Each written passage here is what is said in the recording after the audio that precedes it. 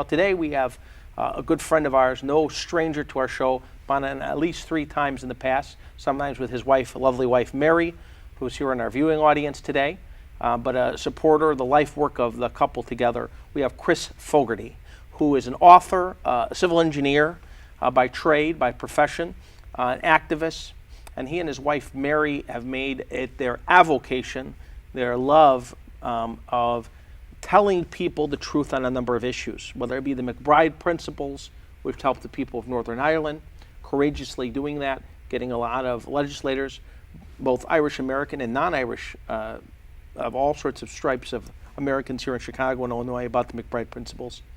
Because I believe Danny Rostenkowski in the Congress did it. Roman Paczynski was a big supporter. Jeremiah Joyce, I think, helped, got him. John Alderman McNamara. Murphy, John McNamara, the state rep from, and the committeeman of Worth Township, Democratic committeeman. And Tom Murphy, Alderman Tom Murphy at the time. Alderman Sheehan at the time. Yes. And many others, Alderman Roman Paczynski. And I believe Jeremiah Joyce, because I talked to Mike Joyce, his son, Yes. and he told me that his dad got the McBride principles to Rostenkowski, who brought them into the Congress. I see. Oh, the federal branch. The I federal got you. branch, Yes, right, indeed. right. Yes. Yes. So that's one of the issues they worked on, which may be considered historical or not as applicable today, but I think it is actually, but we could talk about that in another show. But they've been involved with a lot of issues, whether it be the rights of other peoples and other nations that are persecuted, Native Americans, many, many other issues. But one of the most important issues that they are on is the historical remembrance of the genocide, the Holocaust of Irish Americans in, or Irish people, not Irish Americans, but Irish in Ireland in the mid-1800s. And there is a book that he wrote, which we're going to discuss today. As you can see, it's Ireland, 1845 to 1850, The Perfect Holocaust and Who Kept It Perfect. Now there's some controversy by some on the name Holocaust. We'll discuss that, and the use of the term genocide, and why some of us who believed that it was just a potato famine, because that's what we were taught, is not correct, and many other important issues that we're going to hear from Chris Fogarty today.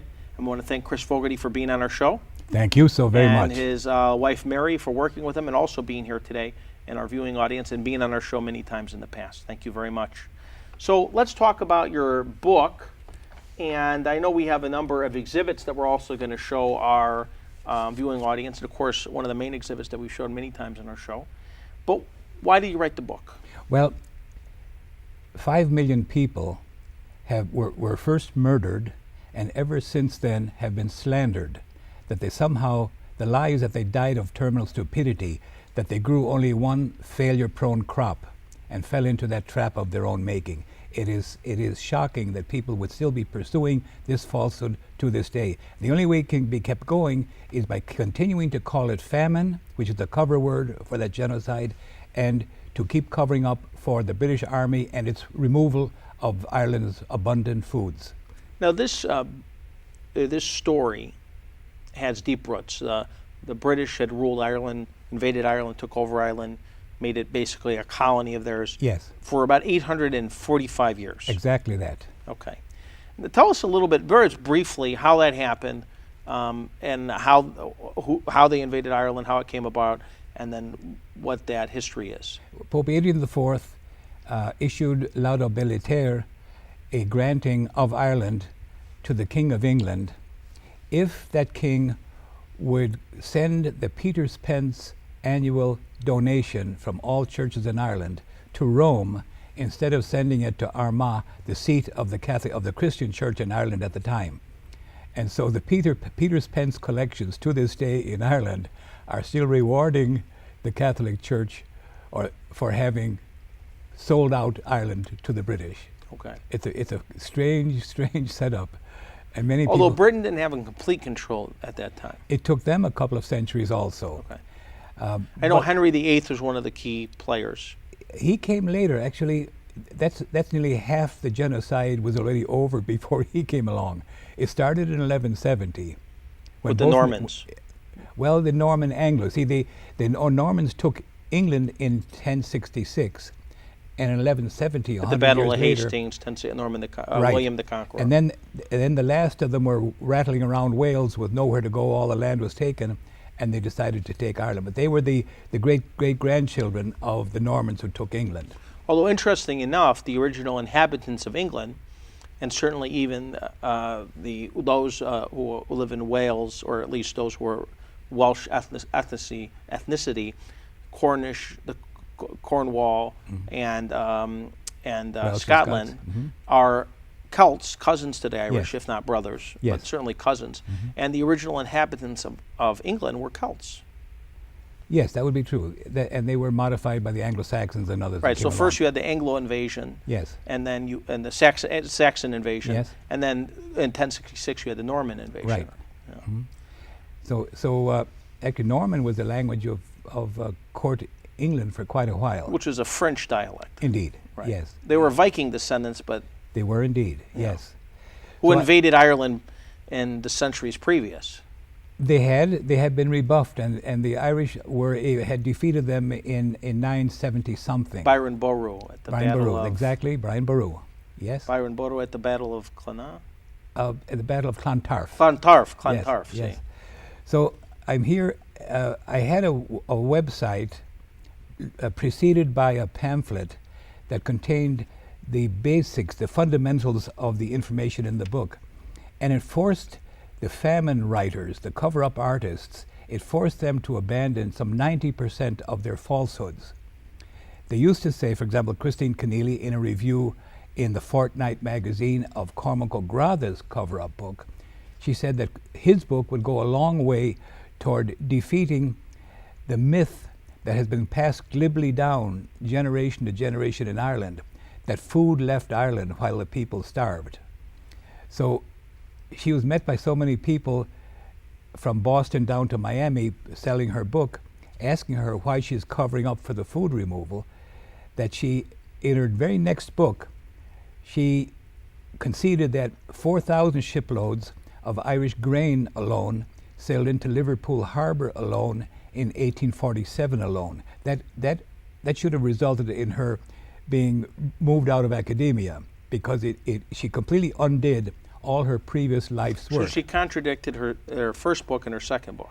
She contradicted her entire life. Her life's work prior to that was to say that there was no famine, that the people fell into a trap of their own making, and that Britain tried to save them. That was what she said, wrote, said, and now, is this being paid by the British government? I don't know. You'd have to wonder, how can it be? Because the records that I used are from the National Archives in London, the British National Archives, and they're available to the public. So how these people can be scholars and not know how to get the basic information baffles me. Now, in school, in Castlereagh, taught by a Marist brother, he taught for his entire 50-year teaching career that it was a famine. And I spent a decade or so trying to get my old classmates to form a little group and accept a memorial for one of our town's 3 or 4 mass graves. And they were enthusiastic first and then became skittish about it. They really didn't want to do it because there's a price to pay for telling truth about the British in Ireland. And so they took my pamphlet to Brother Endo, who was retired in a nearby town of Strokestown, and said, "Brother, we're looking for errors in this. We'll be back in 2 weeks to hear what you have to tell us." So 2 weeks later they went back. Brother Endo said, "This is all true, to the extent I know, I'm pretty sure." And so they said, "Brother," with a cheek unknown in my time, "Brother, how can you say it's truthful when it contradicts everything you taught us in school about the famine?" And Brother Enda said, "I wish I didn't have to say this because it is shocking, disgraceful." Brother Enda said, "I had no choice. I had to teach the curriculum as provided to me by the government." So he knew what the truth was, and he taught a lie for his entire 50-year teaching career. Very sad. And he was very conscientious in all other areas. I still have a very high regard for him. Now, although your book touches upon the 845 years of invasion, colonialization, and criminal rule and atrocities against the Irish, it focuses on the mid-1800s genocide against the Irish by the British Yes. of what is called the Great Potato Famine or Yes. the famine. Yes. And so that's the focus of the book. The focus of the book for me is to be a voice for the murdered and later slandered 5 million people. Okay. That's my function here. That's the purpose of the book, to be a voice for those people who have no voice and have no other champions. But I must say there's a groundswell of support for them to vindicate them and their lives, to denounce those who both murdered them and then later, all these years, up until now, slander them. Now, one of the issues that you debunk, one of the lies that you debunk, is that it was a potato famine, because that would assume that the only crop that Irish eat, Yes.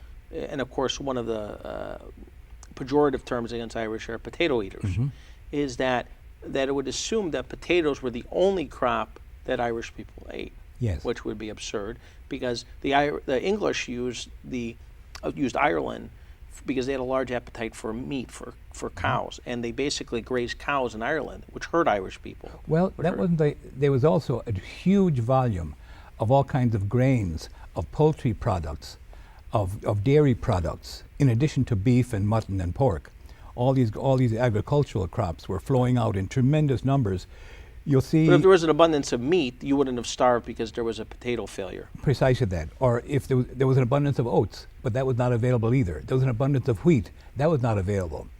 The landlords, with the backup of the British Army, said, the non-existent potatoes are yours, Irish people. Everything else you've grown is mine, because it was grown on my land. And that was enforced by the British Army. And it's important to say here that the Irish did not give up easily. It took more British Army men to remove Ireland's food than what had been necessary to conquer the subcontinent of India, which today is India, Bangladesh, Sri Lanka, and Pakistan. So more soldiers were removed. It took more soldiers to remove Ireland's food than it took to conquer what is down those 4 countries. The jewel in the crown of the United Kingdom, the British Empire, but it took more to conquer Ireland and take out their food and kill the people. Now, you have a poster, which I have next to me, which we've shown many times on the show in the past, but maybe this is the time to bring it out, because you mentioned that not only was it the export of the food, but soldiers killing people and soldiers forcing the crops to be exported.